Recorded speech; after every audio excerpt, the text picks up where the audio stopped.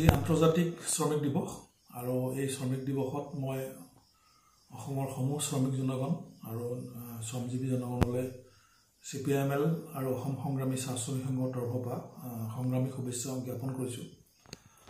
আৰু এইবাৰ মে দিৱসৰ তাৎপৰ্য আপোনালোকে গম পাইছে যে অহা 20 মে তাৰিখে ভাৰতবৰ্ষৰ যিমান ট্ৰেড ইউনিয়ন আছে শ্ৰমিক সংগঠন আছে তেওঁলোকে ধৰ্মঘটৰ আহ্বান দিছে। আৰু এই ধৰ্মঘটৰ মূল দাবী হৈছে যে ভাৰতৰ প্ৰায়বিলাক ইণ্ডাষ্ট্ৰী উদ্যোগ খণ্ড ব্যক্তিগত খণ্ডত এই চৰকাৰে গতাই দিছে। আৰু দ্বিতীয় কথাটো হ'ল যে ভাৰতবৰ্ষৰ শ্ৰমিকসকলে স্বাধীনতাৰ আগৰে পৰা যুদ্ধ কৰি পেলাই যিবিলাক আইন তেওঁলোকে অধিকাৰ হিচাপে অৰ্জন কৰিছিলে প্ৰায় 52খন আইন তেওঁলোকে অধিকাৰ হিচাপে অৰ্জন কৰিছিলে, সেই গোটেইখিনি আইন তেওঁলোকে এতিয়া 4খন সংহিতালৈ তেওঁলোকে পৰিৱৰ্তন কৰিছে, পৰিণত কৰিছে। আৰু ইয়াৰ ফলত বহু কষ্টপাৰ্জিত অধিকাৰ শ্ৰমিকসকলে বুকুৰ তেজ দি ত্যাগৰ জৰিয়তে যিখিনি অধিকাৰ আদায় কৰিছিলে সেই অধিকাৰ তাত বহুখিনি হৰণ কৰা হৈছে। গতিকে এই শ্ৰমিক যিখন কোড তেওঁলোকে বনাইছে আইনৰ পৰিৱৰ্তে এই কোড বাতিল কৰাৰ দাবীত আৰু দেশক কেইটামান মানে আদানী আম্বানীৰ নিচিনা কেইটামান পৰিয়ালৰ হাতত দেশৰ গোটেই ইণ্ডাষ্ট্ৰী গতাই দিয়াৰ বিৰুদ্ধে গোটেই ভাৰতবৰ্ষৰ শ্ৰমিকসকলে অহা 20 মেত যি সাধাৰণ ধৰ্মঘট আৰু আহ্বান দিছে সেই আহ্বানে আমাক কৈ দিছে যে মে দিৱসৰ এইবাৰ তাৎপৰ্য কিমান। আৰু অসমত এই তাৎপৰ্য আৰু অধিক বৃদ্ধি পাইছে, কাৰণ অসমৰ বিশেষকৈ চাহ শ্ৰমিকৰ ক্ষেত্ৰত আপোনালোকে দেখিছে যে চাহ বাগানত এতিয়া বাগান বিক্ৰী এটা বহুত ডাঙৰ ঘটনা হৈ গৈছে। প্ৰত্যেকখন বাগান ডেইলি বিক্ৰী হৈ গৈ আছে। আৰু ইয়াতো আইনৰ কোনো আইনটো অৰ্থহীন এটা বস্তুত পৰিণত হৈছে। কাৰণ কিয় এতিয়া এটাটো হৈছে যে যেতিয়া নতুন নতুন মালিক আহিছে, নতুন মালিক অহাৰ পাছত পুৰণি যিসকল যিবিলাক অধিকাৰ তেওঁলোকে পাই আছিলে সেই অধিকাৰবিলাকৰ তেওঁলোকে হৰণ হৈছে, কৰ্তন হৈছে। আৰু নতুন নিয়ম হৈছে। এতিয়া বিজেপি চৰকাৰে কৈ আছিলে যে এক দেশ এক টেক্স, এক দেশ এক সংবিধান, তেওঁলোকে ইউনিফৰ্ম চিভিল কোডৰ কথা কয়, চবৰ ক্ষেত্ৰত কথা কয়।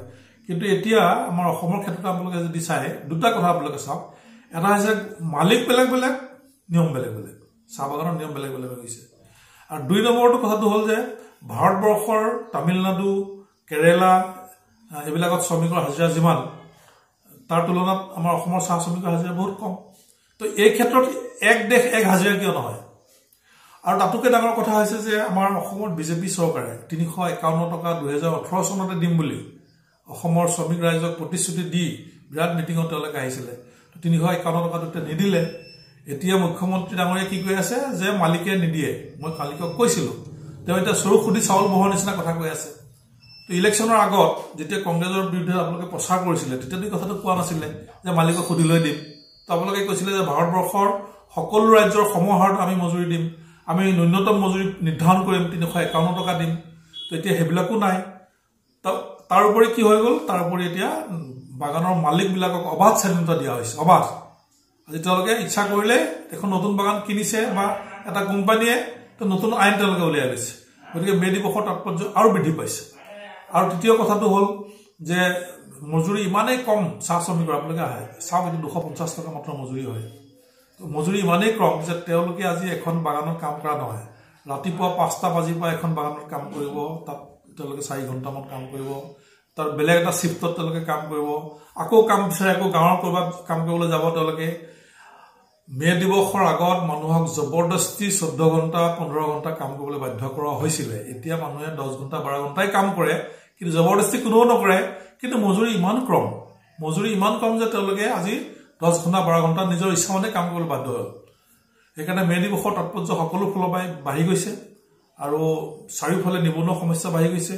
আৰু যিমানবিলাক নিবনুৱা সমস্যা বা কিবা কিবি তেওঁলোকক দিছে, তেওঁলোকক বহুত মানে এতিয়া অংগনাবাদী কওক, আশা কওক, তেওঁলোকক যিমান খটুৱা হয় তাৰ পৰিৱৰ্তে মজুৰিটো দিয়া নহয়।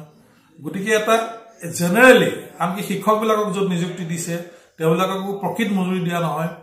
জেনেৰেলি এতিয়া ক'ব গ'লে আমাৰ সমাজত এতিয়া সকলো অংশৰ মজুৰি ব্যাপকভাৱে হ্ৰাস কৰা হৈছে। আৰু সেইকাৰণে আগৰ মে দিৱসতকৈ এটা নতুন মে দিৱস, জোৰদাৰ মে দিৱস আমাৰ দৰকাৰ হৈছে, যি মে দিৱসে একেলগে সকলো শ্ৰেণীৰ অংশৰ শ্ৰমিক, নিবনুৱা, যুৱকৰ মজুৰি বৃদ্ধি কৰাৰ লগতে দেশৰ ওপৰত যিবিলাক এতিয়া উদ্যোগীকৰণৰ বিপদ মাতি আনিছে, অধিকাৰ কৰ্তন কৰিছে, তাৰ বিৰুদ্ধেও এই মে দিৱসে জোৰদাৰ সংগ্ৰাম কৰিব লাগিব মই কাৰণ এই মে দিৱসত সকলোকে পুনৰ শুভেচ্ছা জনাই অহা 20 মেৰ ধৰ্মঘট সফল কৰিবলৈ আহ্বান জনাইছো